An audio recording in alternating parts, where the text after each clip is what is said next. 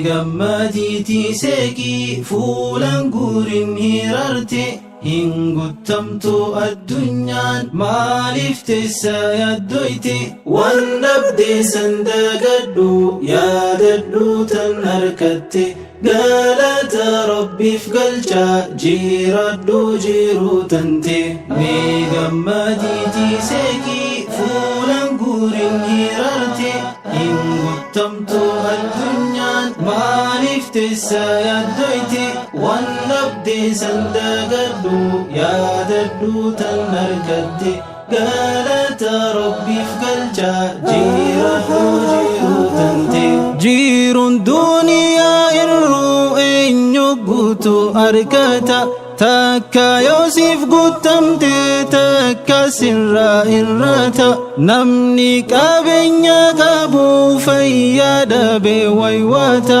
kan fayyaa guutuu qabus qabeenya fi rakkata lamaanuu kan hin qabne meeqata mijjirata lamaanuu kan hin qabne meeqatamtu jirata meeqatamtutu jira kan jirachuu dadhabe gara isa hidhatu sooratu dhabe fiira alihin qabne khanjiratu agabe galata rabbiif galcha harka isa ol qabe hiyadda'u takkalleef taa'e hamilee cabe meegammaditi seki fuulan guurin hirarte hingutamtu addunyan maaliif teessa yaaddoyte waan dhabde sandagadhu yaadadhu tan harkatte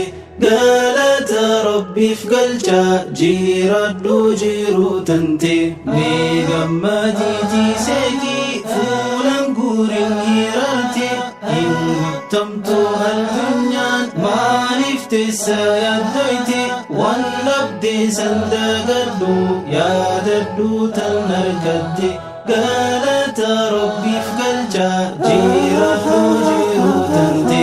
of gaggabde hin laalin mataa kee ol furadhu haala irra jirtullee hin jibbini jaaladhu rabbitu sin jaalate qeebaliti furadhu tanaahu kannan dorkin jaa'iti of yaadadhu nama si gadi ilaali galatallee galfadhu nama si gadi ilaali galatallee galfadhu balaa adda addaati rabbiin nama mokkora fayyaa dhabaa fi rakkoo miskiinummaaf khasaara beelaa fi dheebuudhaanis cinqilee garaagara nu qunnamtullee nuti obsuudhaan nurra jira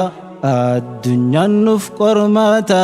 akkan kufne hadara meegammaditi seki fuulan guurin hirarte hingutamtu addunyan maaliif teessa yaaddoyte waan dhabde sandagadhu yaadadhu tan harkatte galata rabbiif galcha jiradhu jiruu tante meegammaditi seki fuulan guurin hirarte hingutamtu addunyan maaliif teessa yaaddoyte waan dhabde sandagadhu yaadadhu tan harkatte galata rabbiif galcha jiradhu jiruu tante obsi yaa ilma namaa fasbir sabran jamiila bareechi obsaa kan keessantu irraa sif caala rabbii keeti shakkarii ganamaa fi galgala jarjartee fin dorkin rahmata rabbii balla siif guutamtini yaantee suutuma inshaa Allah addunyaan gabaabdu maaliif ifrakkifta hundaafuu cinqamte dallante hirarta dagadhu cufaahu galfadhu galata khangalata galche dabalata arkata hin hiraarin lakki gammachun dabarsi diilii fi hamtuudhaas irraa iffageeysi rabbii kee yaadadhu waan biraa lakkisi halkanii fi guyyaa du'aa'i baay'isi hin hiraarin lakki gammachun dabarsi diilii fi hamtuudhaas irraa iffageeysi rabbii kee yaadadhu